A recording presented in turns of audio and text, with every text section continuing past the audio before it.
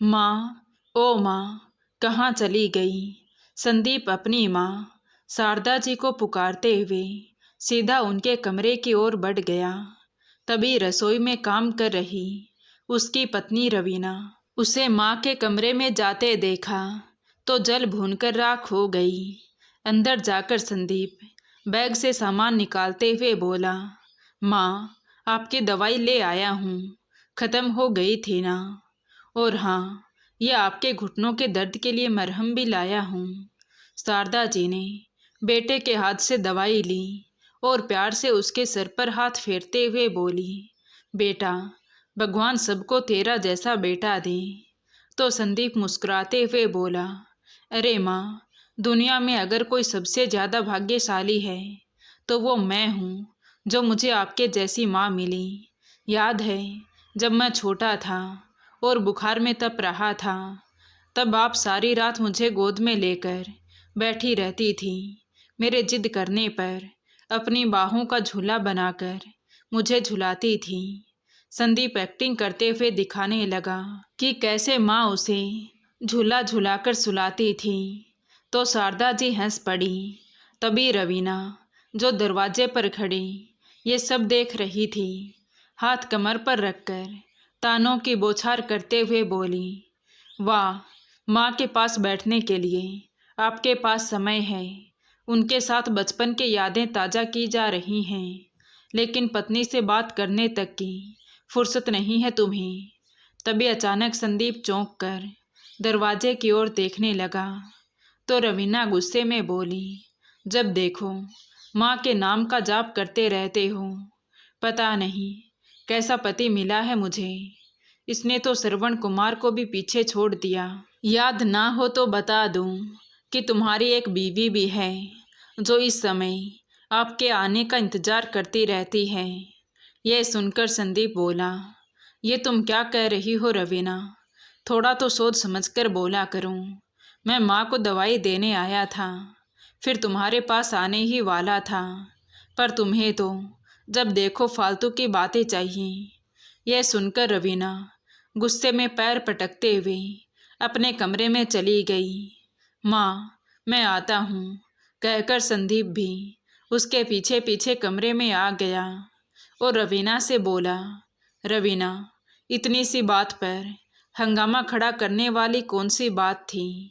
तुम भी जानती हो कि आज कितने दिनों के बाद बस 2 मिनट के लिए मैं माँ के पास बैठा था।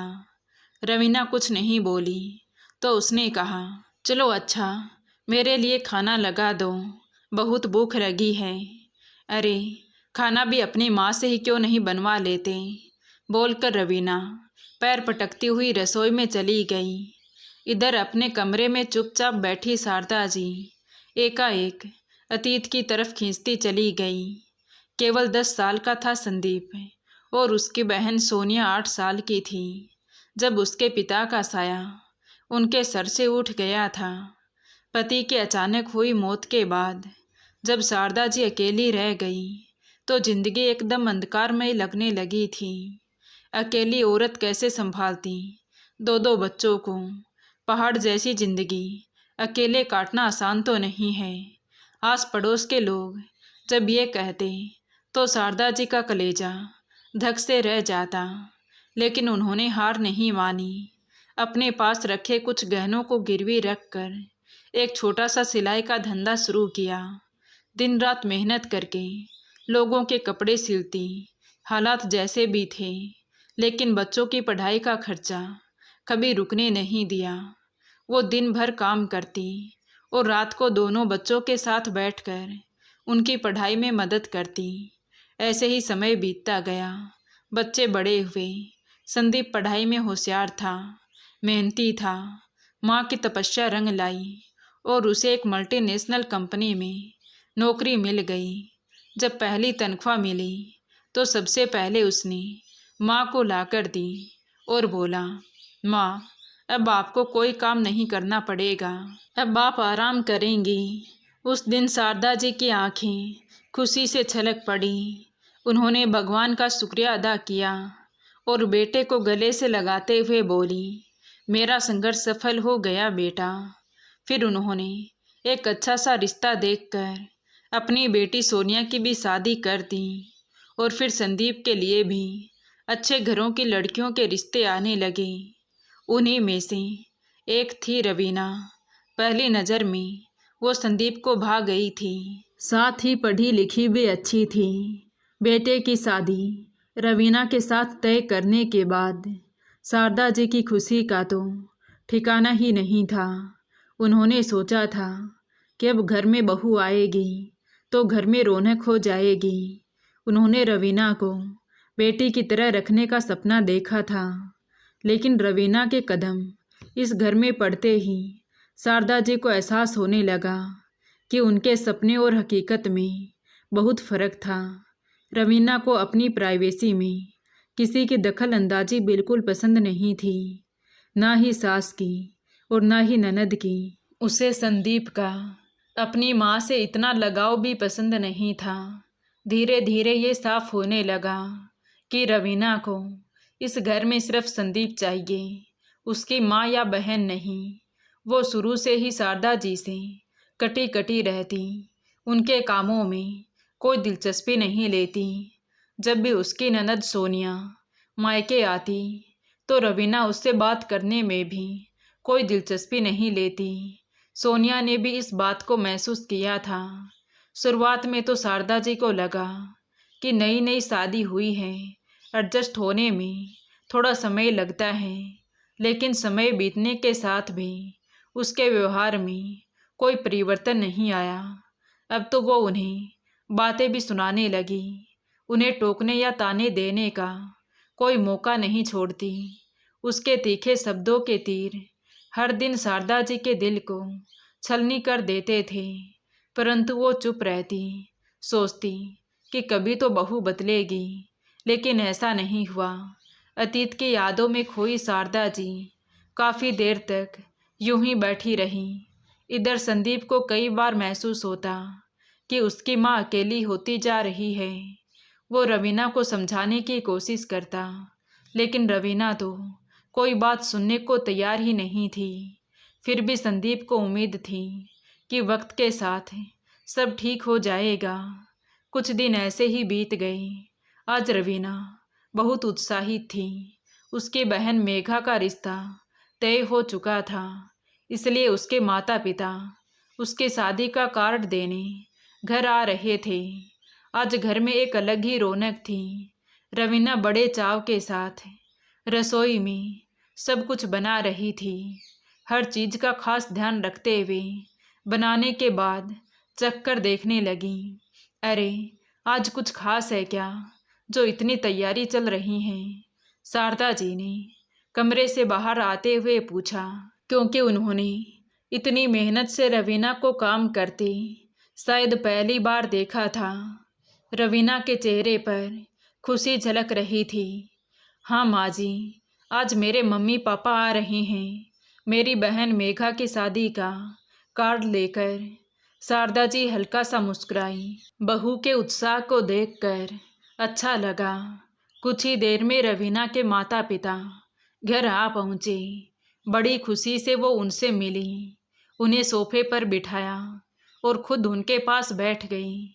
शारदा जी कमरे से बाहर आई तो रवीना की माँ मोहिनी जी उनसे भी बड़े उत्साह से मिली और हालचाल पूछने लगी। लेकिन शारदा जी ने अपने हाव भाव से जाहिर भी नहीं होने दिया कि उनकी बेटी उनके साथ कैसा व्यवहार करती है। फिर रवीना अपने माता पिता की पसंद का ध्यान रखते हुए बड़े प्यार से उन्हें भोजन परोसने लगी। शारदा जी चुपचाप इस दृश्य को देख रही थी। रवीना के चेहरे पर उत्साह, आंखों में चमक और हर शब्द में मिठास था। उन्हें अचानक 2 महीने पहले का दिन याद आ गया, जब उनके दामाद का ट्रांसफ़र दूर की सिटी में हो गया था। इसलिए सोनिया वहां जाने से पहले अपने मायके आई थी उन सबसे मिलने के लिए। तो सोनिया को दरवाजे पर देखकर रवीना ने एक औपचारिक फीकी सी मुस्कान दी और फिर अपने कमरे में चली गई। थोड़ी देर तक सोनिया अपनी माँ और भाई के साथ बैठकर उनसे बातें करती रही, लेकिन रवीना बाहर नहीं आई। तभी संदीप ने ऑफिस के लिए निकलने से पहले रवीना को आवाज़ दी और बोला, रवीना, सोनिया आई है तो दोपहर को राजमा चावल बना लेना, उसे बहुत पसंद है। इस बात का रवीना ने कोई जवाब नहीं दिया। संदीप को रवीना की बेरुखी पर गुस्सा तो बहुत आया, लेकिन वो जानता था कि ज़्यादा कुछ बोलेगा तो कलेश खड़ा होने में देर नहीं लगेगी, इसलिए चुपचाप ऑफिस चला गया। कुछ देर बाद रवीना रसोई में गई और फिर बाहर आकर बोली, माँ जी, आज लंच में खिचड़ी बनाई है, जब खाने का मन हो तो बता देना। शारदा जी ने चौंक कर कहा, अरे लेकिन बेटा, सोनिया आई है, राजमा चावल बना लेती, उसे बहुत पसंद है। रवीना ने उबाऊ चेहरे के साथ जवाब दिया, माँ जी, मेरा तो सर दर्द हो रहा है और वैसे भी पूरा दिन घर संभालती हूँ, और जब थोड़ा आराम करने का सोचती हूँ तो आप लोगों की फरमाइशें शुरू हो जाती हैं। ये सुनकर शारदा जी के चेहरे की मुस्कान फीकी पड़ गई। सोनिया का चेहरा एकदम उतर गया। उसने कहा, माँ रहने दो, भूख नहीं है मुझे। तो शारदा जी ने एक नज़र सोनिया की ओर देखा जो जबरन मुस्कुरा रही थी, लेकिन उसकी आंखों में कसक साफ झलक रही थी। आज वो दृश्य याद करके अनायासी शारदा जी की आंखें भर आईं। आज वही रवीना अपने माता पिता के लिए इतना प्यार जता रही थी, उनकी पसंद के हर व्यंजन बना रही थी, उन्हें हाथ से खाना परोस रही थी, लेकिन उन्होंने कुछ नहीं कहा। दिल में उठे तूफान को दबाते हुए एक भीगी सी मुस्कान ओढ़ ली और चुपचाप अपने कमरे में लौट गई।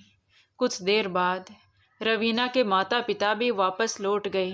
अब हर रोज़ रवीना अपनी सहेलियों के साथ मॉल जाती, कभी अपने लिए महंगी साड़ी तो कभी डिजाइनर लहंगा खरीदती। रोज़ हाथों में बड़े बड़े बैग, चेहरे पर चमक, आंखों में खुशी लिए बाजार से लौटती। आज संदीप ऑफिस से जल्दी लौट आया था। घर के अंदर आया तो महसूस किया कि वहाँ बिल्कुल सन्नाटा पसरा हुआ था। वो यहाँ वहाँ देखने लगा, शायद रवीना घर पर नहीं है। ये सोचते हुए वो माँ के कमरे में गया। माँ, क्या हुआ? तबीयत ठीक नहीं है क्या? आप इस समय तक सो रही हो? संदीप ने चिंतित होकर उनके माथे पर हाथ रखा तो शारदा जी ने कहा, कुछ नहीं बेटा, सुबह से थोड़ी कमजोरी लग रही है, लगता है शुगर बढ़ गई है। संदीप घबरा गया। आपने किसी से कहा क्यों नहीं माँ? रवीना कहाँ है? वो बेटा, उसकी सहेलियाँ आई थीं, वो शॉपिंग पर जा रही थी तो मैंने कुछ कहा नहीं। क्यों बेवजह उसकी खुशी में बाधा डालना। अच्छा ठीक है माँ, मैं अभी आपके लिए पानी लेकर आता हूँ, आप दवा खा लीजिएगा। कहकर संदीप रसोई में गया और कुछ ही देर में वापस आकर दवा निकालते हुए बोला, ये खा लीजिए माँ, कल आपको डॉक्टर को दिखाना चाहिए, मैं कल ही अपॉइंटमेंट लेता हूँ। अगले दिन सुबह संदीप माँ को डॉक्टर के पास ले गया। डॉक्टर ने शुगर की जांच की, कुछ ज़रूरी टेस्ट लिखे और दवाइयाँ दे दी। 1 घंटे बाद जब वो घर लौटे तो संदीप ने रवीना को आवाज़ लगाई, रवीना, माँ के लिए खाना ले आओ, फिर उन्हें दवा भी देनी है। पर कमरे में से कोई जवाब नहीं आया तो वो सीधे बेडरूम की ओर चला गया। अंदर गया तो रवीना आईने के सामने खड़ी अपने नए सूट पर दुपट्टा मैच करके देख रही थी। रवीना, मैंने तुमसे कहा था ना कि माँ के लिए खाना ले आओ, संदीप ने थोड़ा तेज स्वर में कहा। तो रवीना ने लापरवाही से जवाब दिया, हाँ आती हूँ, पहले ये बताओ तुमने ऑफिस से छुट्टियाँ ली या नहीं? हमें अगले हफ्ते निकलना है। संदीप ने एक पल के लिए उसे देखा, फिर गहरी सांस लेते हुए बोला, रवीना, मुझे लगता है कि हम 1-2 दिन पहले वहाँ जाएं, खामखा माँ को परेशानी होगी। ये बात सुनकर रवीना ने उसे ऐसे देखा जैसे संदीप ने कोई बहुत बड़ा अपराध कर दिया हो। तभी बात संभालते हुए संदीप बोला, अच्छा तुम एक काम करो, तुम पहले चली जाओ, मैं शादी वाले दिन ही पहुंचूंगा। माँ की तबीयत ठीक नहीं है, उनका ध्यान रखने के लिए कोई तो यहाँ होना चाहिए ना। रवीना भड़क उठी, क्या तुम मेरी बहन की शादी में नहीं चलोगे? और वो भी सिर्फ इसीलिए कि माँ जी की तबीयत थोड़ी सी खराब है। संदीप, सब लोग क्या सोचेंगे? देखो रवीना, मैं मना नहीं कर रहा हूँ, मैं शादी वाले दिन पहुँच जाऊँगा। अगर माँ की तबीयत ठीक हुई तो उन्हें भी लेते आऊँगा, लेकिन फ़िलहाल उनका ध्यान रखना भी ज़रूरी है। डॉक्टर ने कहा है कि उन्हें आराम चाहिए। इतना बोलकर संदीप अपनी गाड़ी की चाबी उठाकर ऑफिस के लिए निकल गया। रवीना अभी गुस्से से उसे जाते हुए देख रही थी। उसके चेहरे पर नाराज़गी साफ झलक रही थी। तभी अंदर से शारदा जी की आवाज़ आई, रवीना बहू, एक गिलास पानी तो देना, मुझे दवा लेनी है। रवीना ने आंखें घुमाकर देखा। पहले ही उसका मूड खराब था और अब ये नई फरमाइश। उसने झटके से पानी का गिलास भरा और दनदनाते हुए कमरे में गई। गिलास को साइड टेबल पर इतनी ज़ोर से पटका कि पानी पूरा गिर गया और गुस्से से बोली, पास में ही रसोई है, उठकर एक गिलास पानी तक नहीं ले सकती आप? तो शारदा जी ने उसकी ओर देखा और बोली, आज घुटनों में बहुत ज़्यादा दर्द था बहू, नहीं तो मैं खुद ही उठ जाती हूँ। रवीना वहीं खड़ी रही। उसकी भौहें अभी भी तनी हुई थी।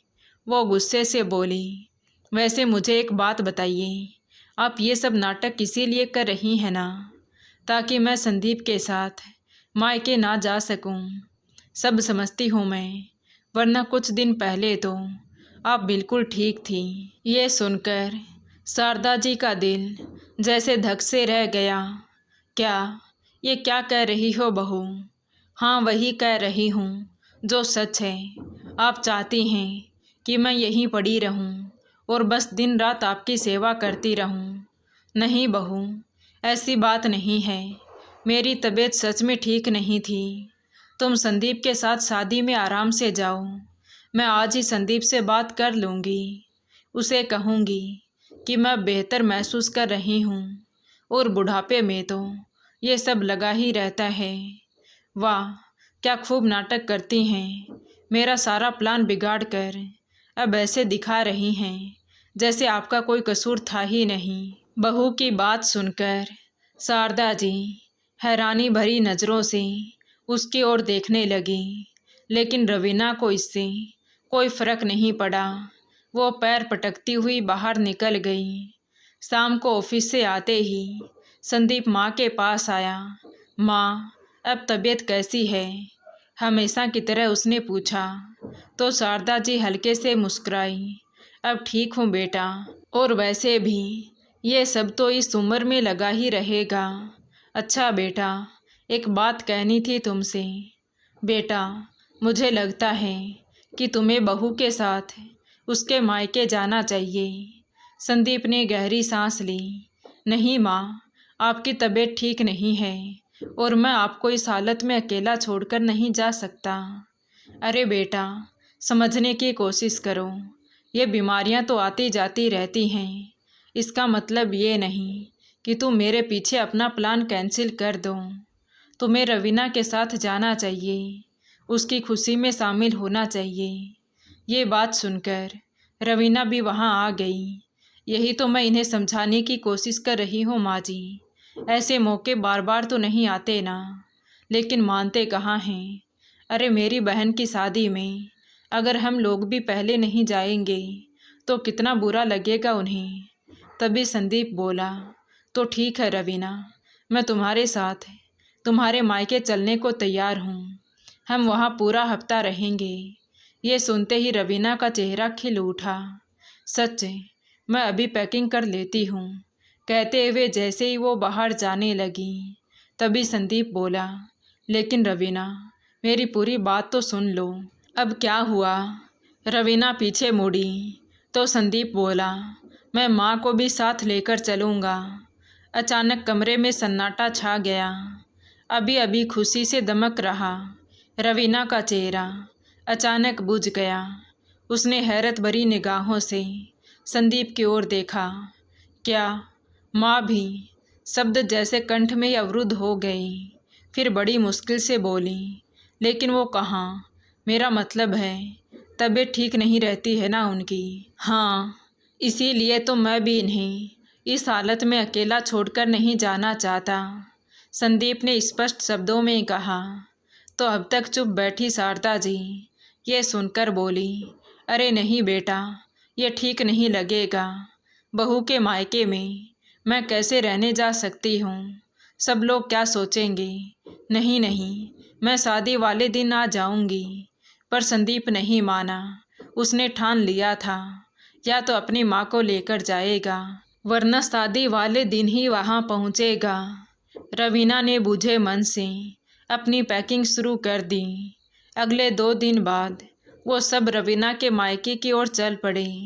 अभी कुछ दूरी पर ही चले थे कि शारदा जी ने कहा, बेटा गाड़ी किसी ढाबे पर या रेस्टोरेंट में रोक लेना, मुझे वॉशरूम जाना है। तो संदीप ने बिना कोई सवाल किए गाड़ी एक ढाबे के पास रोक दी। तभी रवीना ने नाक भौं सिकोड़ कर घड़ी देखी। अभी तो निकले ही थे। उसने मन ही मन सोचा, लेकिन कुछ कहा नहीं। शारदा जी वापस आई और गाड़ी फिर से चल पड़ी। लेकिन शारदा जी ने 1 घंटे बाद फिर से गाड़ी रुकवाई। तो अब रवीना का गुस्सा बढ़ने लगा। उसके लिए ये सफ़र किसी परीक्षा से कम नहीं था। शारदा जी उसे परेशान देखकर बोली, क्या करूं बहू, डायबिटीज की वजह से बार बार जाना पड़ता है। रवीना ने गहरी सांस ली और अपना सर सीट से टिकाकर आंखें बंद कर ली, जैसे खुद को शांत रखने की कोशिश कर रही हो। उनकी ये परेशानी तब और बढ़ गई जब रास्ते में ट्रैफिक मिल गया। रवीना का सब्र अब जवाब देने लगा। उसने कहा, देखा, अगर इतनी बार गाड़ी नहीं रोकनी पड़ती तो हम इस जाम में नहीं फंसते। अब माता की चौकी का पूरा कार्यक्रम मिस हो जाएगा। संदीप ने उसे शांत कराते हुए कहा, अरे रवीना, तुम गुस्सा क्यों हो रही हो? माँ जानबूझकर तो ऐसा नहीं कर रही ना। तो मैं ही गलत हूँ, कहते हुए रवीना ने मुंह फेर लिया और खिड़की से बाहर देखने लगी। आखिरकार 4 घंटे के बाद वो रवीना के मायके पहुँचे। लेकिन तब तक माता की चौकी का आधे से ज़्यादा कार्यक्रम खत्म हो चुका था। रवीना के माता पिता और भाई भाभी ने उन सबका स्वागत किया, लेकिन रवीना के चेहरे की निराशा छुपाई नहीं छुप रही थी। संदीप गाड़ी से सामान निकालकर अंदर रखने लगा तो रवीना की माँ मोहिनी जी मुस्कुराकर शारदा जी से बोली, अरे बहुत देर करती आने में। इससे पहले कि शारदा जी कुछ बोलती, रवीना फट पड़ी, क्या बताऊँ माँ, हर 1 घंटे बाद तो गाड़ी रुकवाई जा रही थी। वॉशरूम जो जाना था माँ जी को, बिना मतलब देर हो गई इनकी वजह से। ये बातें रवीना ने शादी में आए सभी रिश्तेदारों के सामने कही। तभी शारदा जी ने कहा, वो डायबिटीज की दिक्कत है ना, इसीलिए। बेटी का व्यवहार देखकर मोहिनी जी असहज हो उठी और बोली, अरे कोई बात नहीं बहन जी, आप आराम से आकर बैठिए। अगली सुबह घर में खूब चहल पहल थी। तभी रवीना की भाभी ने इधर उधर नज़र घुमाई और फिर चौंकते हुए पूछा, अरे संदीप जी और तुम्हारी सास कहीं नज़र नहीं आ रहे? रवीना जो पहले से ही चिड़चिड़ी हो रखी थी, खींचते हुए बोली, और कहाँ होंगे, बैठे होंगे अपनी माँ के पास, उनके घुटनों की मालिश कर रहे होंगे। इन्हें तो बस अपनी माँ चाहिए, मेरी परवाह ही कहाँ है इनको। और माँ जी जब देखो घुटनों के दर्द का बहाना बनाकर बैठ जाती हैं। उसका तंज भरा स्वर सुनकर उसकी भाभी थोड़ा ठहर गई। तभी मोहिनी जी आई और उसे समझाते हुए बोली, ऐसी बात नहीं है बेटी कि दामाद जी तुम्हें प्राथमिकता नहीं देते। अगर ऐसा होता तो हफ्ते भर की छुट्टी लेकर अपना काम छोड़कर तुम्हारे साथ ना आते। रवीना उनकी बात सुनकर चुप हो गई, लेकिन उसके चेहरे पर नाराज़गी अब भी झलक रही थी। इसी दौरान रवीना का भाई किसी ज़रूरी काम से बाहर जा रहा था। जाते जाते उसने संदीप से कहा, जीजा जी चलिए ना, ज़रा बाज़ार तक जाना है, साथ में चलेंगे तो बढ़िया रहेगा। संदीप उसके साथ निकल गया और शारदा जी धीरे धीरे चलकर बाहर आ गई और बरामदे में पड़ी कुर्सी पर आराम से बैठ गई। उनके चेहरे पर सफ़र की थकान दिखाई दे रही थी, मगर फिर भी वो सबकी खुशी में शामिल हो रही थी। तबीयत ठीक ना होते हुए भी उनकी पूरी कोशिश थी कि उनकी वजह से किसी को कोई परेशानी ना हो। तभी रवीना की एक कजिन ने उन्हें देखा और उनके पास आकर बोली, आंटी जी आप ठीक तो हैं? शारदा जी ने हल्की मुस्कान के साथ जवाब दिया, बस बेटा, बीमारियां तो चलती रहती हैं, लेकिन फिर भी ईश्वर की कृपा है। अभी उनकी बात पूरी भी नहीं हुई थी कि रवीना ने व्यंग्य से कहा, अरे इस उम्र में घर का काम तो होता नहीं है इनसे, लेकिन शादी में आने के लिए ज़रूर तैयार हो गई। सच में माँ जी को तो सफ़र करना भारी पड़ गया। रास्ते भर हम लोग ढाबे ढूंढते रह गए। हर 1 घंटे बाद गाड़ी रोकने का फरमान आ जाता था। सफ़र कर नहीं सकती थी तो घर पर ही रहना चाहिए था ना। यह सुनकर रवीना के आसपास खड़े लोग हंस पड़े, लेकिन शारदा जी के चेहरे की मुस्कान एक पल में उड़ गई। उन्होंने ज़बरदस्ती अपनी भावनाओं को छुपाने की कोशिश की, लेकिन उनका चेहरा दर्द बयां कर रहा था। भीड़ में सबके चेहरे खिलखिला रहे थे, पर शारदा जी अंदर ही अंदर शर्मिंदगी से डूबी जा रही थी। रवीना को अब भी यही लग रहा था कि सासू माँ के कारण उसके रंग में भंग पड़ गया। अगर उसकी सास यहाँ नहीं आती तो शायद वो ज़्यादा मस्ती कर पाती। इसलिए हर रोज़ किसी न किसी बहाने वो अपनी सास को तंज कसने से नहीं चूकती थी। अब आखिरकार शादी का दिन भी आ गया।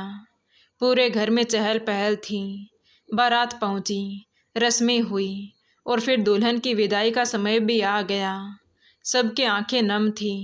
मोहिनी जी और उनके पति ने अपनी बेटी को गले से लगाया और विदा कर दिया। अब शादी की थकान सब पर हावी होने लगी। रवीना और संदीप ने सोचा कि एक दिन आराम कर लेंगे और फिर अगले दिन अपने घर लौट जाएंगे। रात हो चुकी थी। सभी अपने कमरों में सोने चले गए।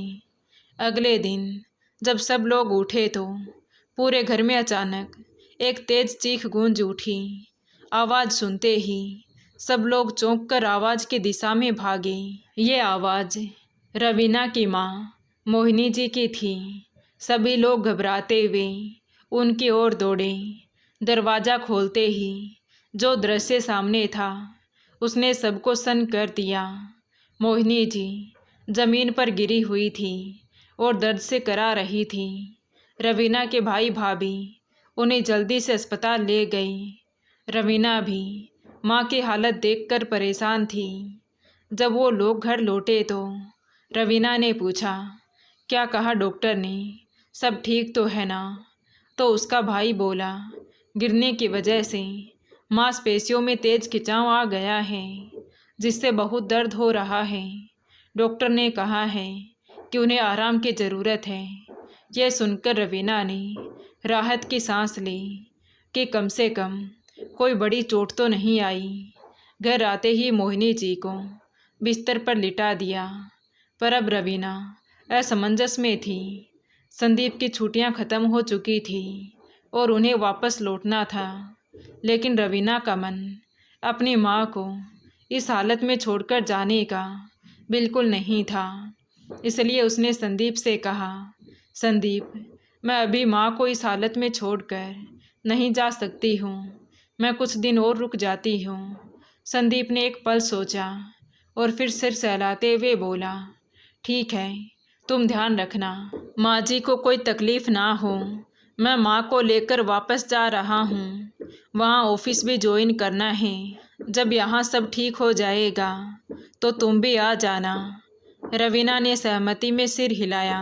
अब संदीप अपनी माँ शारदा जी को लेकर घर लौट आया। उधर रवीना की माँ मोहिनी जी अब स्वयं उठ पाने में असमर्थ थी, इसलिए रवीना और उसकी भाभी उन्हें सहारा देकर वॉशरूम तक लेकर जाती थी। एक दो बार तो सब ठीक रहा, लेकिन जब तीसरी बार मोहिनी जी ने अपनी बहू को आवाज़ दी तो उसके चेहरे पर चिड़चिड़ाहट साफ झलकने लगा। बहू, जरा सहारा दे दो। यह सुनकर भाभी ने गहरी सांस ली और अनमने भाव से उठी। उन्हें सहारा देते हुए बाथरूम तक लेकर गई, फिर वापस बेड पर लिटाकर बड़बड़ाने लगी। इंसान है या पानी की टंकी, इतना पानी पीती ही क्यों है कि बार बार बाथरूम जाना पड़े। इस बार तो मैंने सहारा दे दिया, लेकिन अगली बार मुझसे नहीं होगा। भाभी के मुंह से ये सुनकर रवीना चौंक गई। उसे अपने कानों पर यकीन नहीं हुआ। भाभी, आप ये क्या कह रही हैं? माँ इतनी तकलीफ़ में है और आप हो। तो भाभी ने गुस्से में कहा, अरे राम जाने तकलीफ़ में है या काम ना करने के बहाने खोजती हैं। मुझे तो लगता है ये सब ढोंग है इनके। इतना कहकर वो वहाँ से चली गई। रवीना एक पल के लिए स्तब्ध रह गई। उसकी भाभी, जो एक आदर्श बहू कहलाती थी, उसकी माँ के लिए ऐसे शब्द कहेगी, उसने कभी सोचा भी नहीं था। उसने अपनी माँ के चेहरे की तरफ देखा तो मोहिनी जी के आंखों में उदासी झलक रही थी। तभी अचानक रवीना के मन में बीते दिनों की कई घटनाएं घूमने लगीं। उसका अपनी सास शारदा जी के साथ किया गया व्यवहार, उनके घुटनों का दर्द, सफ़र में बार बार वॉशरूम जाने की ज़रूरत और उसका खुद का उन पर तंज कसना और सबके बीच मजाक बनाना। कहीं भगवान उसके कर्मों की सज़ा तो नहीं दे रहे। ये सोच सोचकर वो अंदर ही अंदर घुटने लगी। शाम को जब रवीना की भाभी रसोई की ओर जाने लगी तो मोहिनी जी ने धीमे से पुकारा, बहू, आज रात के खाने में पनीर की सब्जी बना लेना। रवीना को बहुत पसंद है। लेकिन बहू बिना कोई जवाब दिए रसोई में चली गई। मोहिनी जी ने सोचा शायद वो सुन नहीं पाई होगी, लेकिन कुछ देर बाद जब वो बाहर आई तो उसके चेहरे पर कोई भाव नहीं थे। दलिया बना दिया है, जब खाना हो तो बता देना माँ जी, उसने बुझे मन से कहा। ये सुनते ही रवीना को जैसे दिल में कोई तीर चुभ गया हो। दलिया? लेकिन माँ ने तो तुम्हें पनीर की सब्जी बनाने के लिए कहा था ना भाभी। अरे माँ तो बैठी बैठी बस ऑर्डर देना जानती हैं। मैं सारा दिन घर का काम भी करूं, बच्चों को भी संभालूं और फिर आपकी और आपकी माँ की फरमाइशें भी पूरी करती रहूं। मुझे भी थोड़ी देर आराम करने का हक है या नहीं? वैसे भी इतने दिनों से शादी में पनीर की सब्जी खा खा कर थकी नहीं क्या आप, जो आज फिर से चटोरापन जाग उठा? इतना कहकर वो गुस्से से वहाँ से चली गई। रवीना के हाथ में पानी का गिलास छूटते छूटते बचा। वो चुपचाप खड़ी रही। उसके मानस पटल पर वही दृश्य उभर आया जब उसने अपनी ननद सोनिया के आने पर खिचड़ी बनाकर रख दी थी, साथ ही साथ दो बातें भी सुना दी थी।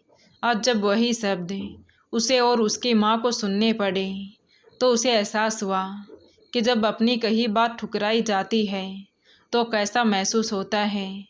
रात होने लगी थी, लेकिन रवीना के मन में उथल पुथल मची हुई थी। दिन भर की घटनाएं उसे बेचैन कर रही थी। अपनी माँ की परेशानी उससे देखी नहीं जा रही थी। बस अब बहुत हुआ। भाभी का ये रवैया बर्दाश्त नहीं करूँगी मैं। भाई आएंगे तो सारी शिकायत करूँगी। उसने मन ही मन ठान लिया था। कुछ देर बाद जब उसका भाई घर लौटा तो रवीना तुरंत उसके पास पहुंची। भैया, पता है आज भाभी ने क्या किया, माँ को सहारा देकर बाथरूम तक ले जाने से मना कर दिया। कहती हैं माँ बहाने करती है। इतना तक कहा कि माँ तो पानी की टंकी है जो बार बार वॉशरूम जाती है। वो उम्मीद कर रही थी कि ये सुनकर उसके भाई का खून खौल उठेगा। वो गुस्से में उबल पड़ेगा और अपनी पत्नी को खींचकर 2 तमाचे लगाकर कहेगा, तेरी हिम्मत कैसे हुई मेरी माँ को ये सब कहने की। रवीना को भाई के रिएक्शन का इंतज़ार था, लेकिन उसके भाई के चेहरे पर कोई खास भाव नहीं था, बल्कि उसने ठंडे स्वर में कहा, तो क्या गलत कहा तेरी भाभी ने। रवीना हतप्रभ रह गई। भैया आप तो माँ का इतना ध्यान रखते थे, अब अचानक क्या हो गया। तभी उसका भाई गहरी सांस लेते हुए बोला, रवीना माँ तो बिस्तर पकड़कर लेटी है, तेरी भाभी पूरे घर का काम करती है, बच्चों को संभाल रही है और फिर माँ की देखभाल भी। क्या ये सब आसान है? लेकिन भैया तुम माँ के बारे में ये सब बोल रहे हो, जिन्होंने तुम्हें जन्म दिया, पाला पोसा, उनका ध्यान रखना तुम्हारा फर्ज है। उनकी तकलीफ़ तुम नहीं समझोगे तो कौन समझेगा। रवीना गुस्से में बोले जा रही थी कि तभी उसके गाल पर एक ज़ोरदार तमाचा पड़ा।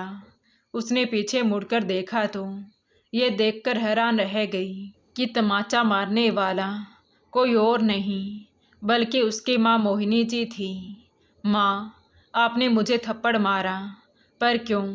और आप तो बिल्कुल ठीक ठाक खड़ी हो, तो ये सब क्या? तभी मोहिनी जी बोली, ये सब नाटक था, एक सोचा समझा नाटक जिसे मैंने तेरे भाई और भाभी की मदद से रचा था, तुझे सबक सिखाने के लिए, तुझे तेरा ही असली चेहरा दिखाने के लिए। ये सब सुनकर रवीना की तो जैसे सांसें ही अटक गई। तभी मोहिनी जी ने कहा, जब तू अपने भाई को ये संदेश दे सकती है कि उसे अपनी जन्म देने वाली माँ का ख्याल रखना चाहिए, यही उसका फ़र्ज है, तो खुद ये बात क्यों नहीं समझती कि तेरा पति भी तेरी सास का बेटा है। अगर वो अपनी माँ का ख्याल रखता है तो तुम गुस्से से मुंह फुला लेती हो, उसे जली कटी बातें सुना देती हो। तूने तो सबके सामने अपनी सास के पहनावे, यहाँ तक कि उसकी बीमारी तक का मजाक बनाकर रख दिया। मेरे समझाने के बावजूद न जाने कितनी बार तो अपनी सास पर चीखी चिल्लाई, उन्हें इतना बेइज्जत किया कि बेचारी शर्मिंदगी से ज़मीन में गड़ी जा रही थी। लेकिन जब वैसे ही तुम्हारी अपनी माँ पर बनी तो तुझे मुझ पर तरस आने लगा, मेरे दर्द का एहसास होने लगा। जब तुम अपनी सास का सबके सामने मजाक बना रही थी ना, दिल तो मेरा उसी समय किया कि तेरी अक्ल ठिकाने लगा दूं, पर सबके सामने मैं तेरा तमाशा नहीं बनाना चाहती थी। लेकिन मन ही मन मैंने भी ये ठान लिया था कि इंसानियत का पाठ तो तुझे पढ़ाकर ही रहूँगी। मैं जानती थी कि तू केवल बातों से नहीं मानने वाली, इसीलिए ये नाटक किया हमने। शर्म आनी चाहिए तुझे, तूने तो अपने ससुराल में भी हमारी नाक कटवा कर रख दी। ऐसे संस्कार तो नहीं दिए थे हमने तुझे।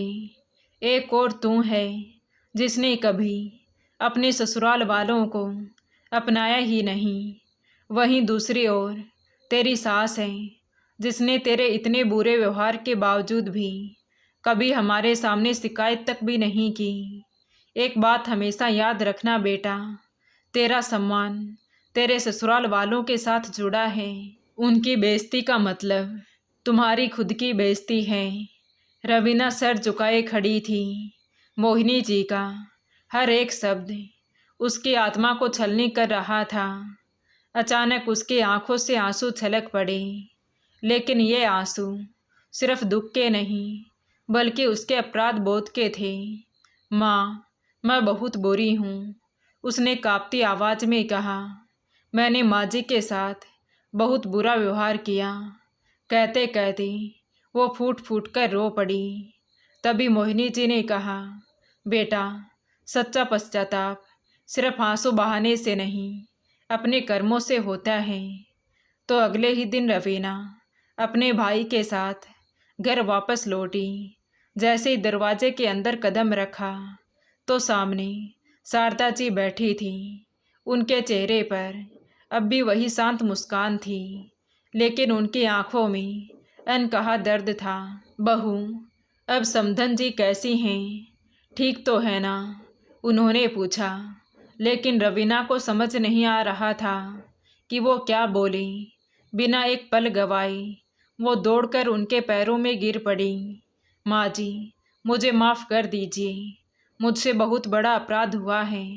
मैं आपका प्यार समझ ही नहीं पाई। तभी शारदा जी ने नम आँखों से रवीना के सिर पर हाथ फेरा और कांपती आवाज़ में बोली, बेटा, नादानीवश बच्चे गलती कर बैठते हैं, लेकिन माँ अपने बच्चों से कब तक नाराज़ रह सकती है? मैं तो कब से इस बात का इंतज़ार कर रही थी कि कब तुम अपने दिल से मुझे अपनी माँ मानो। इतना कहते ही उनकी आंखों से भी आंसू बहने लगे। उन्होंने रवीना को गले से लगा लिया। उस रात जब संदीप रोज की तरह अपनी माँ के घुटनों की मालिश करने के लिए तेल निकाल रहा था, तो रवीना ने धीरे से उसके हाथ से तेल लिया और बोली, संदीप, वो सिर्फ तुम्हारी माँ नहीं, उनकी सेवा मैं करूँगी। संदीप हैरान रह गया। शारदा जी की आंखें भीग गई, लेकिन इस बार वो आंसू तकलीफ के नहीं बल्कि खुशी के थे। अब रवीना उनकी बहू नहीं, बेटी थी, जो देर से ही सही लेकिन रिश्तों के महत्व को समझ चुकी थी। तो दोस्तों, क्या शारदा जी ने अपनी बहू को माफ़ करके सही किया या गलत? अपनी राय कमेंट बॉक्स में ज़रूर बताएं। कहानी अच्छी लगी हो तो प्लीज़ वीडियो को लाइक करें, शेयर करें और हमारे चैनल कहानी विद देवांशी को सब्सक्राइब ज़रूर करें। Thank you.